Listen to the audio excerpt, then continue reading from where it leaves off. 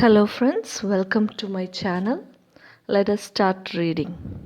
The Woman on Platform 8, Section 2. Hello Arun, he called. The train's coming in late, as usual. Did you know we have a new headmaster this year? We shook hands and then he turned to his mother and said, "This is Arun, mother. He is one of my friends and the best bowler in the class." "I'm glad to know that," said his mother, a large, imposing woman who wore spectacles. She looked at the woman who led my hand and said, "And I suppose you're Arun's mother."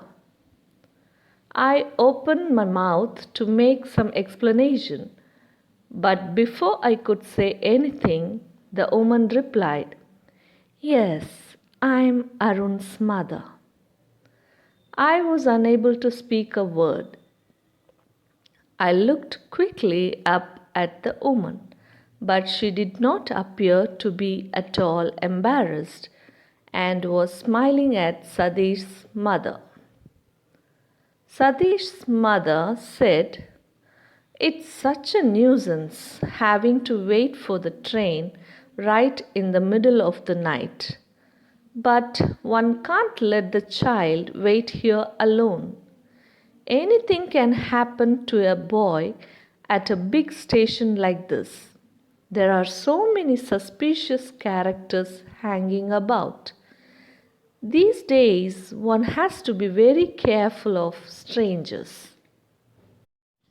"Arun can travel alone though," said the woman beside me, and somehow I felt grateful to her for saying that.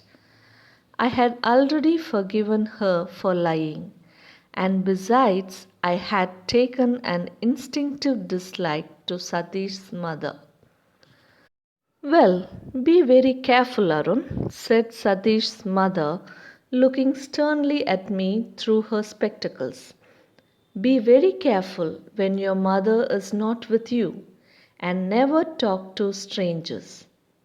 I looked from Satish's mother to the woman who had given me tea and sweets, and then back at Satish's mother. "I like strangers," I said. Satish's mother definitely staggered a little, as obviously she was not used to being contradicted by small boys. "There you are. You see, if you don't watch over them all the time, they will walk straight into trouble.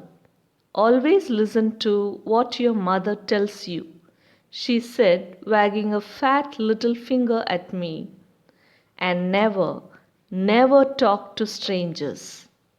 I glared resentfully at her and moved closer to the woman who had befriended me. Satish was standing behind his mother, grinning at me and delighting in my clash with his mother. Apparently, he was on my side. The station bell clanged, and the people who had till now been squatting resignedly on the platform began hustling about. "Here it comes!" shouted Satish, as the engine whistle shrieked and the front lights played over the rails. The train moved slowly into the station, the engine hissing and sending out waves of steam. As it came to a stop, Satish jumped on the footboard of a lighted compartment and shouted, "Come on, Arun, this one's empty." And I picked up my suitcase and made a dash for the open door. We placed ourselves at the open windows, and the two women stood outside on the platform talking to us. Satish's mother did most of the talking. "No, don't jump on and off moving trains as you did just now," she said. "And don't stick your heads out of the windows, and don't eat any rubbish on the way. She allowed me to share the benefit of her advice, as she probably didn't think my mother a very capable person. She handed Satish a bag of fruit, a cricket bat, and a big box of chocolates, and told him to share the food with me. Then she stood back from the window to watch how my mother behaved. I was smarting under the patronizing tone of Satish's mother, who obviously thought mine a very poor family. And I did not intend giving the other woman away. I let her take my hand in hers, but I could think of nothing to say. I was conscious of Satish's mother staring at us with hard, beady eyes, and I found myself hating her with a firm, unreasoning hate. The guard walked up the platform, blowing his whistle for the train to leave. I looked straight into the eyes of the woman who held my hand, and she smiled in a gentle, understanding way. I leaned out of the window then and put my lips to her cheek and kissed her.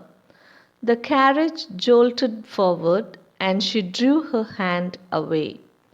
"Goodbye, mother," said Satish as the train began to move slowly out of the station. Satish and his mother waved to each other. "Goodbye," I said to the other woman. "Goodbye, mother." I didn't wave or shout, but sat still in front of the window, gazing at the woman on the platform. Satish's mother was talking to her, but she didn't appear to be listening. She was looking at me as the train took me away. She stood there on the busy platform, a pale, sweet woman in white, and I watched her until she was lost in the milling crowd. Thank you for watching. Bye.